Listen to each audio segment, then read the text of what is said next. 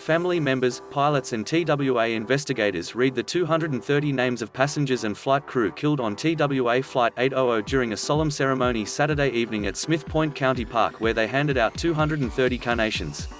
Some family members laid their flowers at a memorial wall, while others placed them on the beach or tossed them into the ocean. About 200 family members, friends and former TWA crew workers were at the beachfront memorial in the park south of Center Moriches. They left roses, wreaths and bouquets as they searched for names of loved ones on the granite memorial wall and paused to touch it. The evening ceremony was led by speakers with Suffolk County Emergency Services, the National Transportation Safety Board and the Flight 800 Family Association.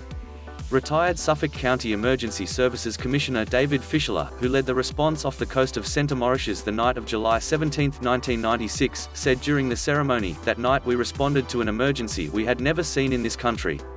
We all know events occur in our lives where we remember where we were when that happened and never forget. Everyone responded that night will carry this with them to their graves." Former NTSB investigator Peter Goelz said as the investigation wore on, families and FDNY chaplain the Reverend Mychal Judge planned funerals while both family members and investigators struggled with gaining information about the crash.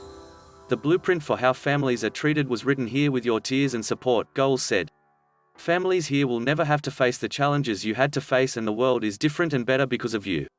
People have gathered at the memorial site every year at the anniversary of the crash, with the exception of last year, during the COVID-19 pandemic.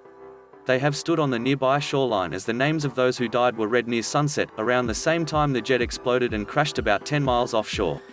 Smith Point is the closest public access point to where the debris field was found.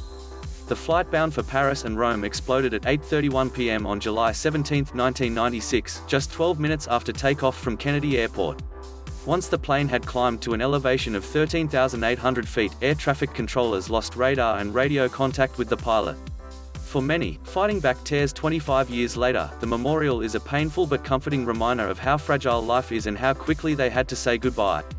Helen Siebert of Florida, Luz Mari Pelaez, formerly of Manorville, and Myriam Bossuyt each lost loved ones going to Paris and have grown closer over the years. They all returned arm in arm Saturday, to laugh and cry together. Siebert's two daughters, Brenna, 25, and Chrisha, 28, were planning a backpacking trip through France with their cousins, Stephanie and Dan Gaetke. Siebert remembers the agony of waiting to find information about her family until the next day.